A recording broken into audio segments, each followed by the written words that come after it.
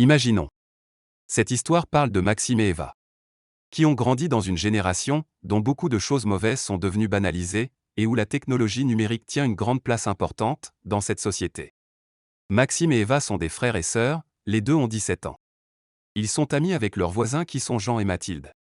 Malgré qu'ils soient amis, leurs voisins se moquaient souvent d'eux. Parce que Maxime et Eva ne fumaient pas, ne buvaient pas d'alcool, n'allaient pas en boîte de nuit pour faire la fête, et ne s'affichaient pas sur les réseaux sociaux inutilement. Tout le contraire de Jean et Mathilde.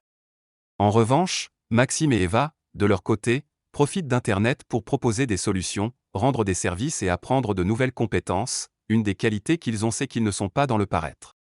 Un jour, à l'école, Jean et Mathilde se sont moqués ouvertement de Maxime et Eva, en plein milieu des cours. Jean.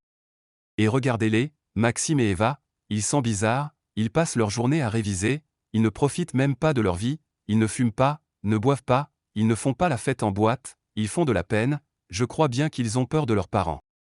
Et là toute la classe s'est mise à éclater de rire. Maxime énervé a attendu la pause pour discuter avec leurs soi-disant amis. De leur comportement irrespectueux.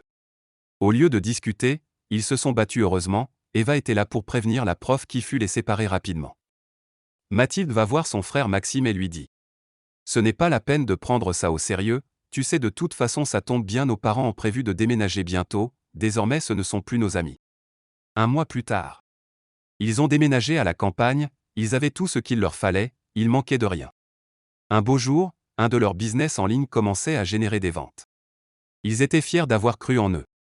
Cet argent l'ont mis de côté pour plus tard construire leur futur projet.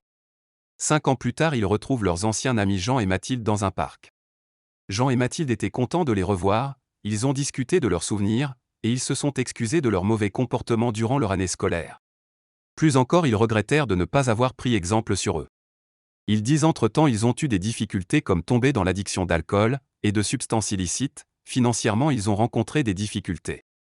Aujourd'hui leur vie s'est améliorée, ils ont chacun leur appartement. Un travail, et ils ont même réussi à arrêter leurs addictions. Maxime et Eva acceptèrent leurs excuses. Quant à eux, ils ont pu acheter leur propre maison. Et à investir leur argent dans l'immobilier pour créer un rendement chaque mois. La moralité, c'est qu'on ne peut pas savoir ce que la personne va devenir.